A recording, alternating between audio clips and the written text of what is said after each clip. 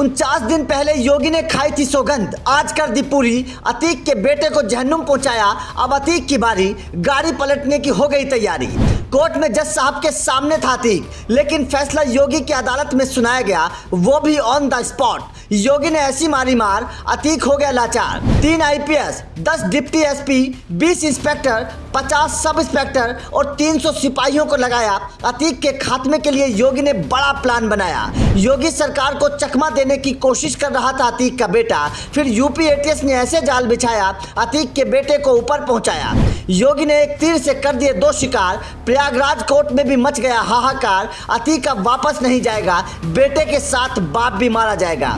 योगी ने अतीक के खिलाफ बिछाया था बड़ा जाल। 3 तरफ अतीक के खिलाफ चल रही थी कार्रवाई। अब ऐसे अतीक की ओर भी मुसीबत आई। जी हाँ, योगी के एक्शन से यूपी दहल गया है। योगी ने विधानसभा में अतीक को लेकर जो कहा था, आज उसे करके दिखाया है। योगी ने उस वक्त साफ तौर पर कहा था कि अतीक अहमद के परिवार को मिट्टी में मिला दिया जाएगा, जिसकी शुरुआत हो चुकी है। जिस असद ने उमेश पाल हत्याकांड में अहम किरदार निभाया था, योगी की पुलिस ने उसे अल्लाह के पास पहुंचा दिया है। इतना ही नहीं, इस दौरान योगी ने एक तीर से 2 शिकार किए। खबर के मुताबिक असद के साथ साथ अतीक का सबसे भरोसेमंद गुर्गा गुलाम भी इस एनकाउंटर में ढेर हो गया। कुल मिलाकर अब अतीक के खात्मे की शुरुआत हो चुकी है। केवल अतीक के बेटे के एनकाउंटर ही नहीं, बल्कि इससे और भी बड़ी खबर आई है। खबर अतीक को लेकर है। पहले आपको असद के एनकाउंटर की पूरी जानकारी देते हैं, उसके बाद में अतीक के बारे में बताएंगे। खबर के मुताबिक यूपी पुलिस ने झांसी में अतीक अहमद के बेटे असद का एनकाउंटर कर दिया। खबर है कि जिस वक्त ये एनकाउंटर हुआ, उस वक्त अतीक का शूटर मोहम्मद गुलाम भी असद के साथ था। जिसके बाद यूपी एटीएस ने दोनों को एनकाउंटर में ढेर कर दिया।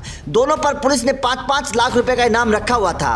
एटीएस ने दावा किया है कि इनके पास से विदेशी हथियार भी बरामद हुए हैं। आपको बता दें कि दोनों प्रयागराज में उमेश पाल हत्याकांड में मोस्ट वांटेड थे। इस दौरान योगी की टाइमिंग पर नजर दौड़ाइए। जिस वक्त अतीक को साबरमती जेल से कोर्ट लाया जा रहा था और अतीक पुलिस की गाड़ी में बैठा था, ठीक उसी वक्त ईडी के लोग अतीक के घर पर जा धमके। उन्होंने अतीक के घर की तलाशी ली तो उन्हें 70 लाख से ज्यादा का कैश मिला, साथ ही कई जमीनों के कागजात भी मिले।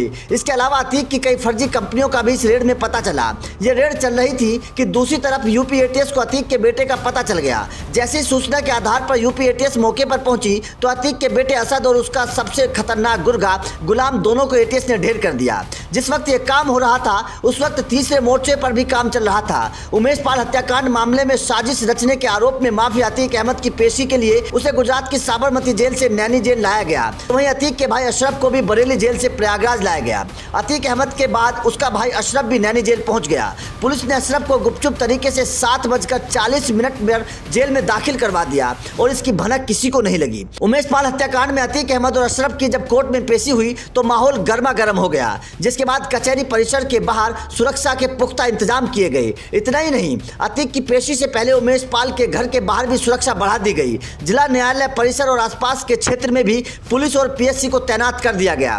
3 आईपीएस के साथ 10 deputy SP, 20 inspector, 50 sub inspector और 300 सिपाहियों ने सुरक्षा व्यवस्था की बागडोर अपने हाथ में संभाली। कुल मिलाकर साफ था कि योगी किसी भी तरीके से कोई कमी नहीं छोड़ना चाहते थे। कोर्ट के बाहर अतीक को देखकर वकीलों ने विरोध में नारे लगाने शुरू कर दिए। साथ ही अपशब्दों का भी प्रयोग किया गया। इस दौरान वकीलों ने एक व्यक्ति को भी पीट दिया, जिससे अदालत में खलबली मच गई। खबर है कि सुनवाई के दौरान अतीक अहमद ने जज के सामने कहा कि जज साहब, आपसे अनुरोध है हमारे अधिवक्ता की भी दलीलें सुनी जाए और फैसला सुनाया जाए। इतना ही नहीं, अतीक अहमद ने अशरफ को कोर्ट में अपने पास बैठाया और कहा कि अशरफ ने रोजा रखा हुआ है। मतलब साफ है कि अतीक अहमद भी डरा हुआ है। उसे भी पता है कि बेटे के बाद अब उसका भी बारी है। उसे भी पता है कि अब गाली पलटने में ज्यादा वक्त नहीं बचा है। इसलिए अतीक अहमद अपने भाई को अपने पास बैठाकर उससे तन मन की बातें कर लेना चाहता है। कुल मिलाकर साफ है कि योगी अब पूरी तैयारी कर चुके हैं। पहले बेटे को टपकाया, अब बाप की बारी। आपका योगी सरकार की इस एक्शन पर क्या कहना है, कमेंट करके जरूर बताएं।